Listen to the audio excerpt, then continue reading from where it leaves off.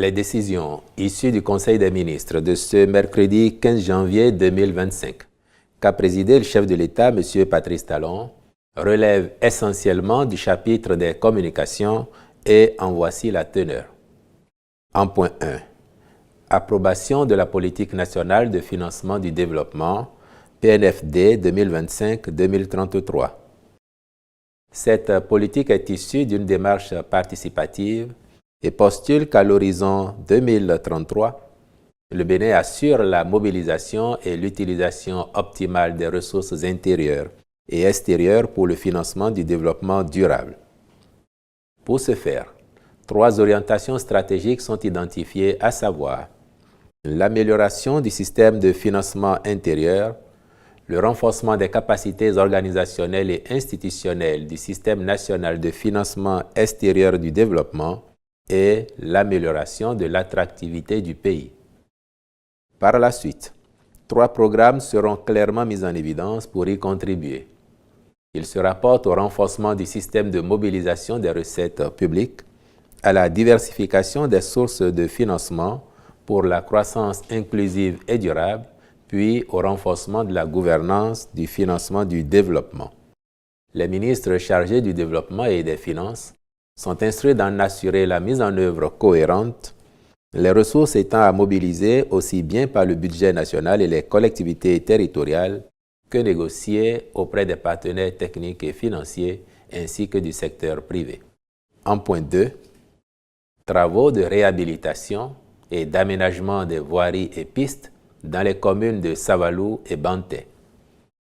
Les 10 travaux concernent la réhabilitation et l'aménagement de 18 km 022 de voiries dans la ville de Savalou, dont 2 km 974 de route en terre, l'aménagement de 6 km 881 de voiries et assainissement à Banté, ainsi que la réhabilitation de 53 km 46 de route en terre et pistes rurales dans les localités de Gouka et Pira de la même commune. Pour leur conduite dans les règles de l'art, à l'instar des travaux réalisés au niveau des villes ayant bénéficié du programme asphaltage, le Conseil a marqué son accord pour la contractualisation avec des cabinets et entreprises expérimentés. En point 3, réalisation des études complètes d'aménagement de 1500 km de pistes rurales et 1071 km 487 de routes en terre classées. Ces études interviennent dans le cadre de la mise en œuvre du programme de réfection des pistes rurales et de routes en terre classées, campagne 2024-2025. Les départements concernés sont la Libori, le Borgou, la Takora, la Donga, le Zou, les collines, l'Atlantique, le Koufo, le Mono, le Mé et le Plateau. Elles permettront une meilleure prise en compte des besoins spécifiques des populations concernant l'aménagement de pistes rurales afin de les rendre carrossables en toute saison. Ainsi, les dites études, en plus de celles réalisées au titre de la campagne 2023-2024, serviront de base au programme d'aménagement des pistes rurales et routes en terre classées, projeté à partir de la campagne 2025-2026 en application de la nouvelle stratégie nationale de l'entretien routier. En point 4, agrément au Code des investissements. Les 2 sociétés concernées sont bénéficiaires du régime des investissements spécifiques du dit Code et sont porteuses de projets à même de contribuer au développement touristique et à l'attractivité de la destination Bénin. Il s'agit de Société civile immobilière native, SCI Native, pour son projet de rénovation de bâtisses afro-brésiliennes dénommé Native Hotel dans la commune de Ouida, lequel participe à l'amélioration de l'accueil des touristes en leur garantissant une hôtellerie de qualité où des œuvres d'art côtoient l'architecture d'origine et un design contemporain local. Lagardère Travel Retail Keila Bénin SAS, pour son projet d'ouverture de boutiques Duty Free à l'aéroport international de Cotonou, en vue d'offrir aux voyageurs une gamme plus variée de produits et souvenirs made in Bénin. Au chapitre des mesures individuelles, M. Ibrahim David Salami est nommé président de la Chambre administrative de la Cour suprême sur proposition du président de la dite Cour et après avis du Conseil supérieur de la magistrature. Je vous remercie.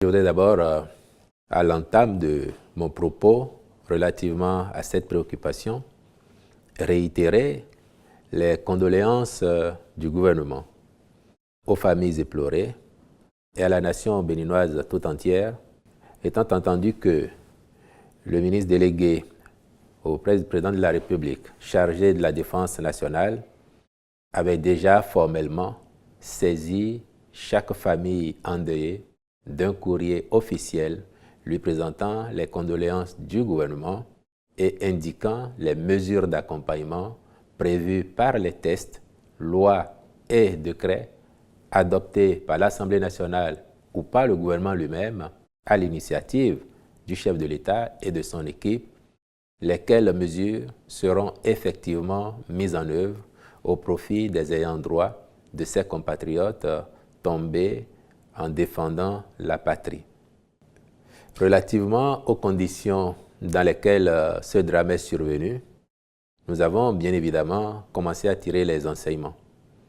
La hiérarchie militaire s'est portée sur les lieux pour apprécier de visu ce qui a pu se passer. Le chef de l'État et son gouvernement s'en sont préoccupés. Des discussions ont eu lieu, des évaluations ont eu lieu afin de voir comment optimiser encore notre stratégie et la façon dont le commandement se fait. Je voudrais ensuite vous dire que s'il ne tenait qu'au Bénin, au président Patrice Talon, évidemment que nous serions dans une stratégie concertée avec les pays voisins. C'est encore le président Patrice Talon qui a eu l'idée de ce qui a été appelé l'initiative d'Accra, par laquelle il demandait justement à tous les pays de la communauté de mutualiser leurs moyens, leurs stratégies, afin de conduire une riposte concertée face à ce phénomène. La disponibilité des autres n'étant pas apparue de façon manifeste, notre pays a pris sur lui d'engager les investissements nécessaires, les recrutements massifs aussi, la mise à disposition d'équipements adéquats pour faire face à ce phénomène.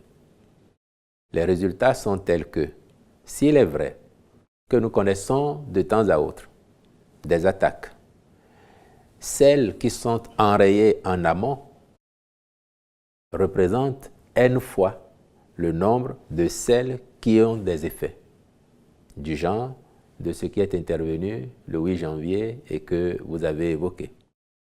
Et il ne vous aura pas échappé justement que cette attaque est intervenue à l'endroit qu'il est convenu d'appeler le point triple, la zone frontière entre le Bénin, le Niger et le Burkina Faso. Et dans cette zone-là, si vous faites le point, il n'y a que le Bénin qui soit présent pour assurer une lutte contre ce phénomène. Des deux autres côtés de la frontière, il n'y a pas de présence étatique avérée, il n'y a pas de présence militaire.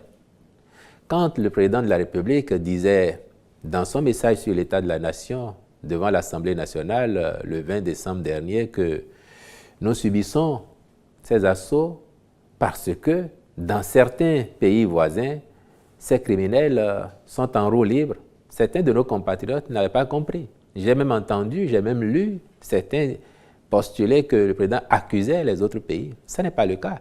C'est un constat que nous faisons.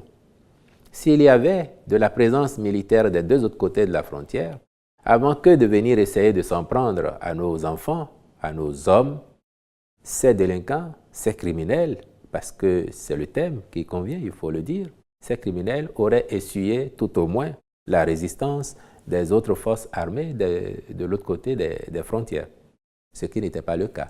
Mais cela ne nous décourage pas. Pour autant, nous savons que nous avons une armée mobilisée, des soldats debout, vaillants, prêts à défendre l'intégrité du territoire national en remplissant la mission que la nation leur a confiée, d'autant que le gouvernement, pour sa part, s'emploie à accomplir également sa part de mission. Et le meilleur hommage que nous puissions rendre à nos soldats, c'est déjà, pendant qu'ils sont là, leur garantir les meilleures conditions d'exercice de leur ministère. Donc mettre les moyens à leur disposition, mettre les hommes qu'il faut à leur disposition. Et quand je parle de moyens, des moyens adéquats. Et Dieu sait qu'ils en ont de plus en plus. Et s'il advenait qu'ils viennent à perdre leur vie en défendant la patrie, le meilleur hommage encore que nous puissions leur faire, en gardant le souvenir de leur combat, de leur mémoire au chaud dans nos cœurs, c'est encore d'accomplir les devoirs que les lois et règlements nous imposent en direction de leurs ayants droit, notamment leurs familles et particulièrement leurs enfants. Et là-dessus, l'assurance que je voudrais vous donner, à la suite du courrier envoyé par le ministre délégué auprès du président de la République chargé de la Défense nationale, c'est que les engagements de l'État seront honorés par la République, par le gouvernement, et c'est ainsi que nous devons fonctionner pour donner la garantie à tous ceux qui, au péril de leur vie, nous assurent la sécurité quotidienne, assurent l'intégrité territoriale, leur donner la garantie, disais-je, que la République sera toujours à leur côté, que le gouvernement il est mobilisé pour être à leur côté, leur créer les conditions favorables d'exercice de leur métier, mais si d'aventure, et je touche du bois en espérant que cela ne viendra plus, ou en tout cas que cela viendrait le moins possible, si d'aventure on en arrivait là, que leurs familles, leurs enfants ne seront pas abandonnés.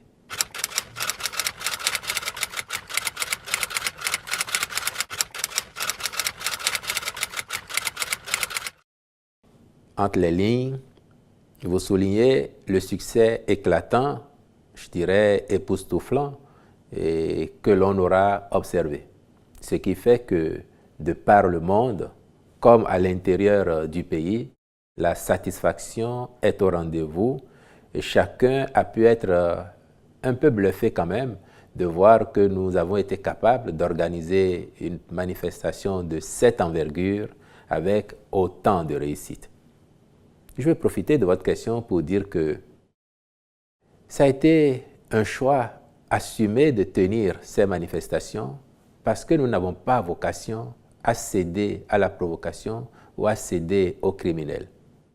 Vous aurez néanmoins observé que le premier jour des manifestations, c'est-à-dire le jeudi 9, au lendemain de l'agression, ni le chef de l'État, ni les membres du gouvernement ne s'étaient portés sur les lieux.